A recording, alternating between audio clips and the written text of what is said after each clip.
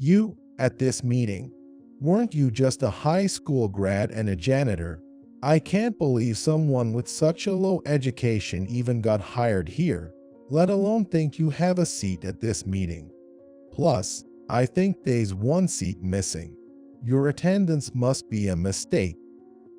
I attend the meeting at my new job. The elite section chief, who is already there, sneered at me condescendingly. However, I never said I was under you. And if there's a missing seat, it's because you weren't invited to this meeting. He seemed unaware of why I'm here. I am Mike Thompson. I'm 34 and work for a community-based cleaning company. This job might not be well regarded in general, but in reality, there are new discoveries every day, and it's fulfilling. The points are how to clean efficiently and how to make things even cleaner. I always think about that, trying various methods. While trying out different techniques, I've even customized my cleaning tools, and recently, I've started dabbling in DIY. Actually, not just the tools, but I often find myself thinking about the detergents themselves, like it'd be great if it was like this, or I wish there was an ingredient that could tackle this kind of stain.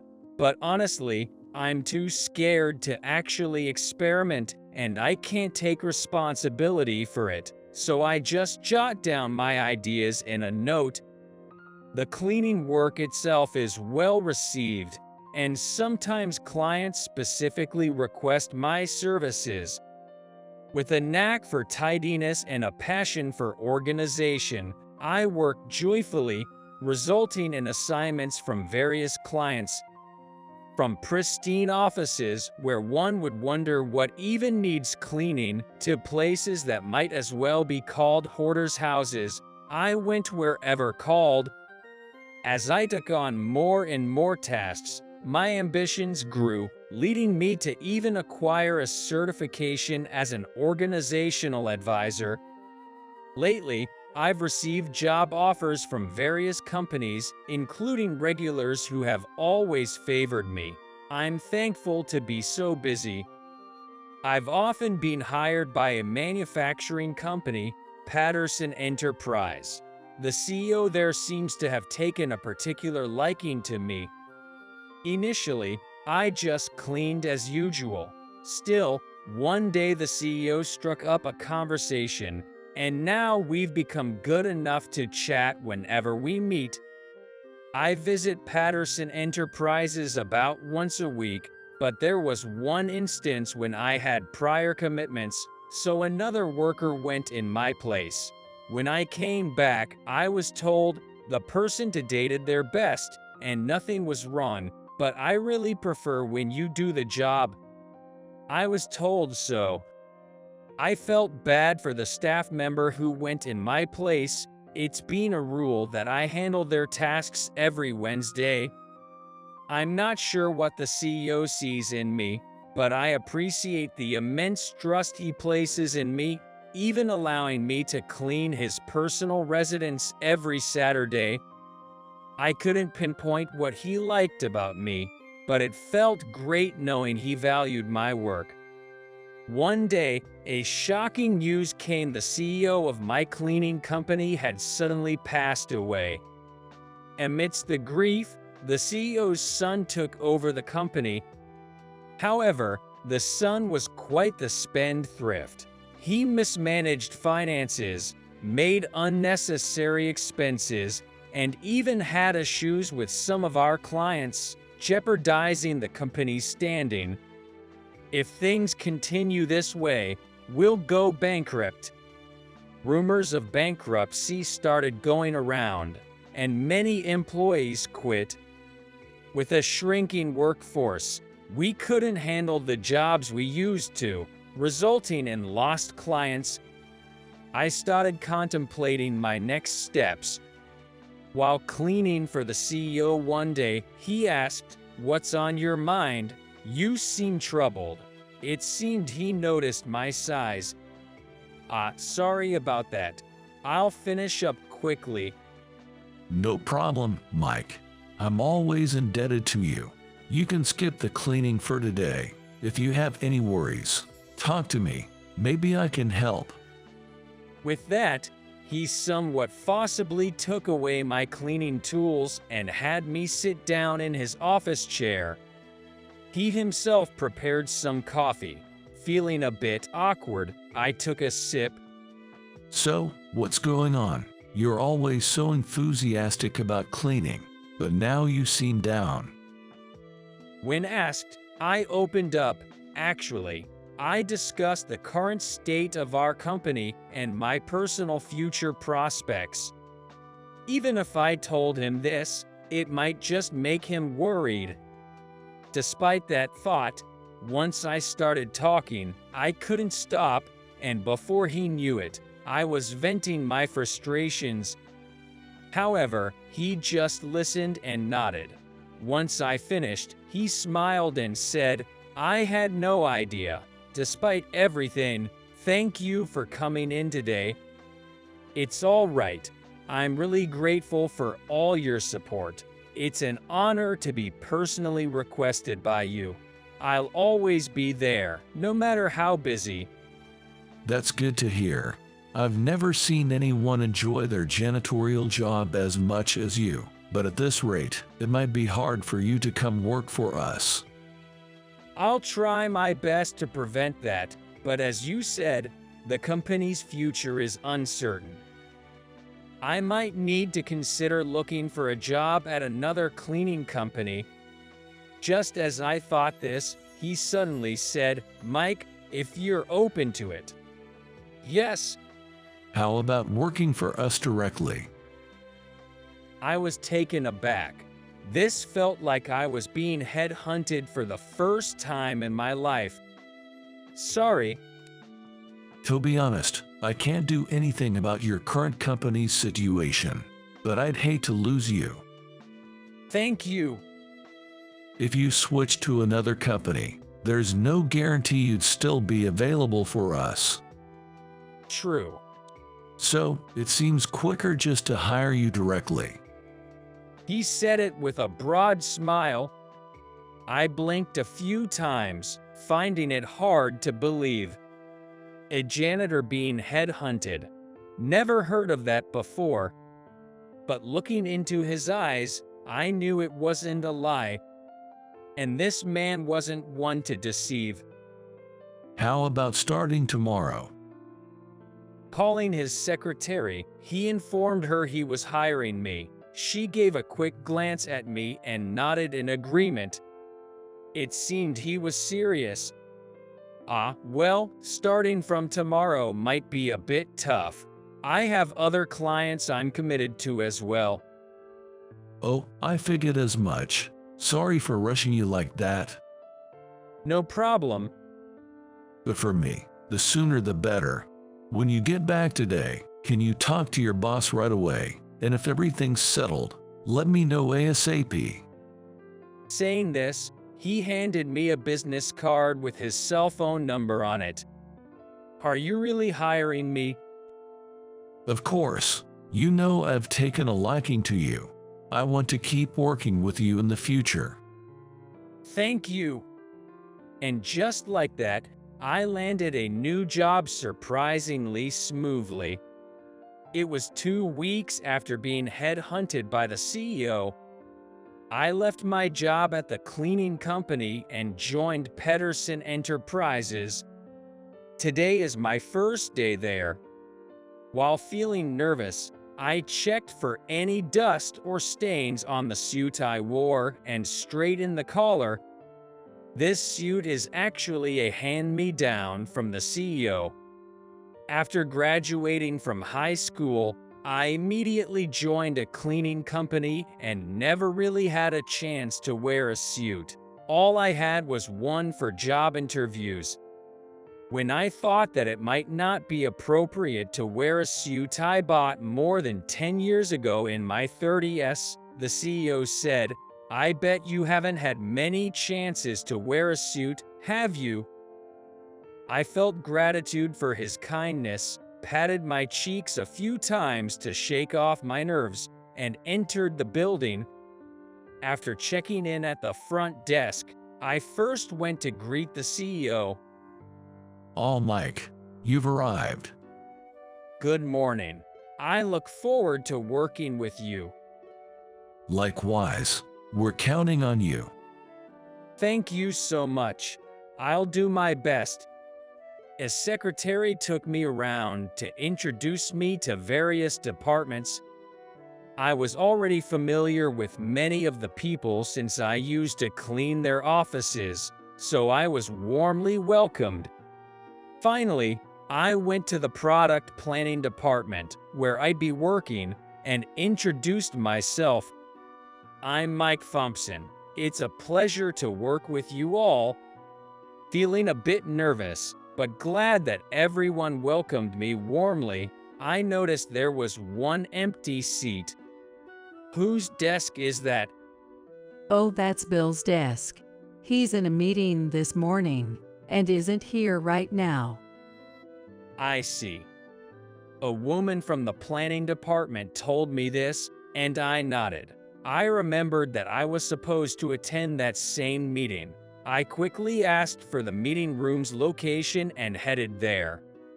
Fortunately, it hasn't started yet, and only one man is present. He must be Bill. I need to greet him properly. You're Bill, right? Sorry for the late introduction. My name is Mike Thompson, and I've been assigned to the product planning department. Weren't you the lowlife who was cleaning our office just until last week? Why are you here? Bill cut me off, attacking with his words. I was instructed by the CEO to attend this meeting, so here I am. You attend this meeting? Weren't you just a high school graduate who was a janitor? It's unbelievable that someone with such a low education was even hired by this company. And you think you have a seat in this meeting? There's exactly one seat missing. That means there isn't a seat for you. Bill aggressively approached me, almost grabbing my collar. I scratched my head, wondering how to respond. First of all, that seat is mine, so I'll definitely be attending the meeting, Bill. I did say I was part of the product development team, but I never said I was under you. Also, you don't need to attend this meeting. That's why there's the exact number of seats. What? Not under me? That can't be right. Bill, while saying this, looked at the nameplate I pointed to. What? What's going on here? The nameplate read Product Development Manager, Mike Thompson. There's nothing to explain. Starting today, I've been assigned as the manager for the product development department. Bill, from today, you're under me. No way. That's impossible. Bill's face turned bright red as he angrily threw my nameplate on the floor. At that moment, the conference room door opened and several executives began to gather. Mike, it's your first day? Right. Good to have you. You're early. We're all looking forward to working with you. They all warmly greeted me as they took their seats. Bill, breathing heavily with anger, looked lost and confused. Just then, someone picked up my fallen nameplate. CEO, good morning. It was the CEO who asked, Mike, did something happen? As he returned my nameplate, looking curiously between Bill and me. No, nothing at all. "Well, why are you here?" Well, "It's past the start of the workday. We have a meeting to get to, so you should head back to his department." At the CEO's command, Bill muttered under his breath and left the room. Now, I believe most of you are already aware, but I'd like to introduce our new team member. As some of you may know, I've been assigned to the product development department as of today. My name is Mike Thompson. It's a pleasure to meet all of you. Following the CEO's introduction, I introduced myself, and the executives gave a warm round of applause. He was responsible for cleaning our offices until recently. He's trustworthy and skilled. We hope he will fully utilize the knowledge and innovative ideas he's cultivated from his cleaning experience. That's why, when the product development manager position was vacant, we decided to promote him. It was my decision, but does anyone have any objections? No one raised any objections, and they all welcomed me as the new manager. I later learned that my predecessor, a female manager, had resigned due to childbirth. Bill, the current section chief, should have been promoted to that position, but his aggressive attitude had caused it to be postponed. His behavior escalated after the previous manager's resignation, and many complaints reached the HR department. However, I wasn't originally planning to take a managerial position. Even the CEO hadn't initially planned to hire me for this role. I was supposed to be a company janitor. When that topic came up, he told me they were considering directly hiring me and would be open to my suggestions about cleaning equipment. I thought this company might be able to turn my ideas into reality since they manufacture storage and household items. Seizing the opportunity, I passionately shared my ideas and tools that I had personally modified. The CEO didn't criticize me, but after carefully examining my ideas and tools for a while, he suggested, "Would you like to work together on these projects?" Together. Actually, we have an open position for the manager of the product planning department right now. I'd like to recommend you. Manager of the department, me. Yes, we've been wanting to expand our cleaning supplies line, but we've been lacking good ideas. After hearing yours today, I think they'd be very useful. I'd like to see something you planned, and then we create it. I think it's a great fit, but what do you think? I'm honored just to be considered for a job, let alone such a high position. It might be too much for me. Don't overthink it. Even as the manager, you'll be planning with the whole team. I believe you're up to the task. Plus, as the department manager, you'll be the first to test out new cleaning prototypes, right? Prototypes of my designs, and I'd be the first to try them. Those were words I had been longing to hear. Overwhelmed, I finally agreed. As the new manager of the product planning department, I attended my first meeting and enthusiastically shared all my cleaning tool ideas and plans. I got carried away, but it seemed my passion resonated, as most of the executives agreed with me. Moreover, they decided to develop one of my ideas into a prototype, and I could hardly contain my excitement. I continued to propose improvements for cleaning tools in the planning department and used my certification as a professional organizer to suggest improvements for health products.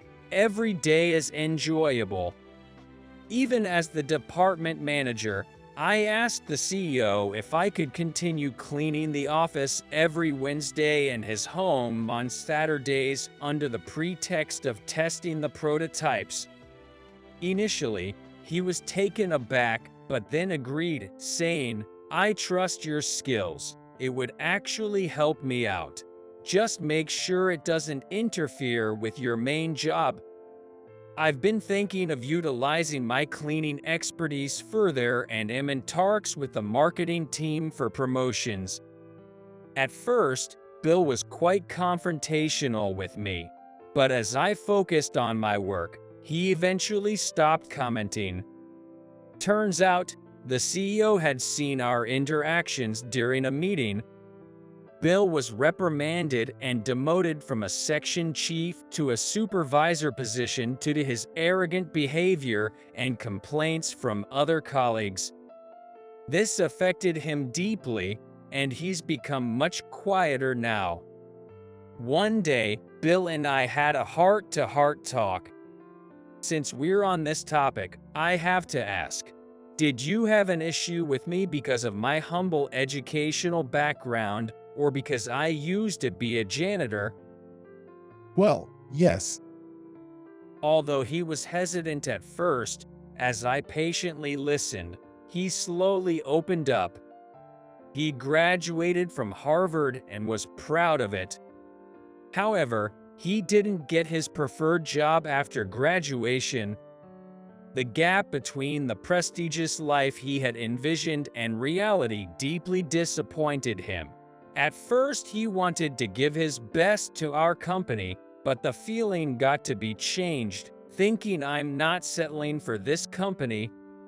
Gradually, his disappointment turned into resentment. Even when I worked under the previous manager, I had trouble working under a woman. I looked down on her, thinking, "You're just a woman." I even played petty tricks behind her back. Is that so? Well, I thought that after she left, as the section chief, I'd naturally get promoted. But instead of me, now someone with less education is becoming the boss.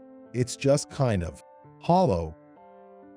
I wonder why someone who just came out of nowhere is getting evaluated and becoming the department manager. The reason is probably something like that. What do you mean by something like that? It seemed that he, looking dejected, still didn't quite grasp what went wrong. I know I don't have a fancy degree, and I know how people look at cleaning jobs. I just liked cleaning, and it's not like I had any special confidence in myself. But thoughts like I wish this product was like this, or it'd be better if it was done this way, or doing it this way might make it easier and reduce the strain. I think I have those thoughts more than most. I'm not doing it to be praised by my boss. I've always loved cleaning jobs. The previous person probably made plans from a female perspective, thinking about the consumers. That's why she became the department manager. Whether it's male or female, doesn't the company evaluate based on performance? You know that better, don't you, Bill? But what about you, Bill? Have you ever thought about the consumer? Thought about how to make something better or how to try something different? Or are you just focused on getting evaluated and not really understanding the consumer's feelings? Well, maybe you're right. That's what I'm talking about. The most important thing in the product planning department is probably that kind of mindset. Maybe this department isn't a good fit for you, Bill. Heck, maybe this company isn't a good fit for you. What? People have their strengths and weaknesses. If you want to be evaluated, you have to be in the right arena. You can't get the evaluation you want if you're not in the right place. Unable to refute what I said, he was at a loss for words. Just like you can't sell vegetables at a clothing store. You won't get the recognition you want by just waiting. If you want to be recognized in the planning department, you need to change your way of thinking, Bill. I hoped he would understand, but he walked away murmuring something and went somewhere without responding. A few days later, on a Saturday, while I was cleaning at the CEO's house, he came up to me with a smile. "Can I help?" Well, I don't know what you said, but Bill went to HR the other day. He asked for a transfer. Bill did. Yes, he said he got some advice from you. Advice. I just had a heart-to-heart talk with him, and we shared our farts. Is that so? Anyway, we'll talk more later. As a result of the discussion, he's moving to the accounting department. The official decision will probably come next week. I see. I was surprised that Bill took such action on his own. Did he understand what I meant? I was kind of happy to think so. How do you feel about it? Well, he can be harsh and overbearing at times, but he's actually meticulous, fast, and accurate in his work. He's observant, and he might be a good fit. I hate to say it, but I think it's a lot better than the planning department. I couldn't help but laugh, and the CEO said, I feel the same way, and laughed as well. Just as the CEO said, an official decision was made, and Bill was transferred. As expected, with Bill's meticulous and somewhat neurotic nature, he is much stricter in the accounting department. Some from other departments even complain about how difficult it is to deal with him. However, he seems to be enjoying his work, showcasing his skills in the process. He is appreciated in the accounting department. Although he still has a bit of an overbearing nature, he stopped making unnecessary remarks or expressing frustration without reason. It seems that the accounting department is indeed a better fit for him, and I was relieved. It's really important to be in the right arena, isn't it? Exactly. You're doing great in your current position, and as the person who promoted you, I'm proud. It's just me giving my best shot. That's what's impressive. Keep it up, Mike. Of course. I nodded to him and headed back to the planning department. All right, we're starting the planning meeting in 5 minutes. Everyone, please move to the conference room. I hope to continue planning products that can be useful to someone in this company. That's what I felt strongly